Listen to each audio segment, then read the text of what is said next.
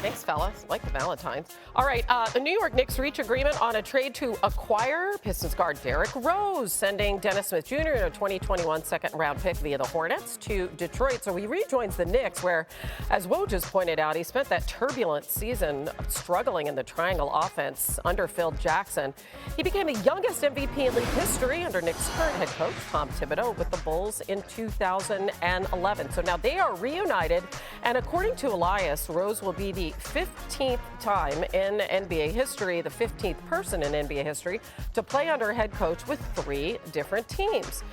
In his lone season as a Knick, the one I mentioned under the triangle, 18 points a game. That was, however, his second highest scoring average among his 5 NBA stops, the peripatetic Rose. And for more on that, NBA insider Adrian Wojnarowski joins us now. So, Woj, the Knicks are undergoing, I believe you called it an uptick. I really like that phrase, under Thibodeau, largely on the strength of their defense. So what was their mindset in acquiring the 32-year-old Rose? Well, Hannah, a couple things. First, Tom Thibodeau loves to have his guys. And you mentioned, 3 players are players who have played with the same coach in 3 different places.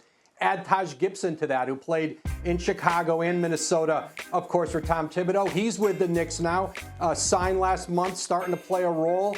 And I think for the Knicks, while they've been elite defensively, they've struggled to score late in games. He's certainly a player who can still get in the paint. And I think with Emmanuel Quickley's emergence, the Knicks' first-round pick out of Kentucky, you're going to see his role continue to increase. He's clearly their point guard of the future, but I think they see Rose gives them a chance in the short term this year, to help get them toward the postseason, whether that's the play-in or, into the playoffs. But again, Tom Thibodeau is comfortable with his guys. He loves Derrick Rose. Yeah, Rose is averaging 14 points and 4 assists, 42% shooting this season. So here we are. We are 6 weeks away from the trade deadline. A lot of eyes on Bradley Beal. At least we've heard a lot of talk about his situation in Washington. What's the overall outlook on the market at this point?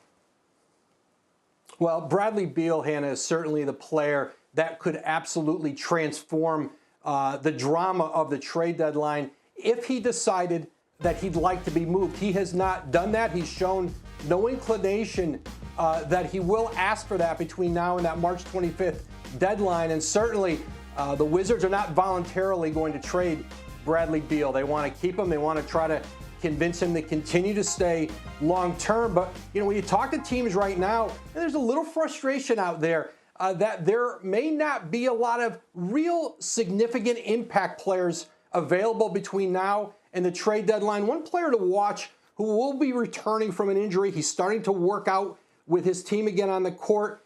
Kevin Love in Cleveland. He's been out with a calf injury since late December. A lot of money left on his deal, about $30 million a year over the next 3 years. But if he can come back and play well and get some market value again, that's certainly, I think, between the Cavs and Love, they'd like to see what might be available for him in the trade market. That's very interesting. Yeah, the NBA trade deadline, March 25th at 3 o'clock Eastern. Woj, as always, thanks. Thanks for watching ESPN on YouTube. For live streaming, sports, and premium content, subscribe to ESPN+.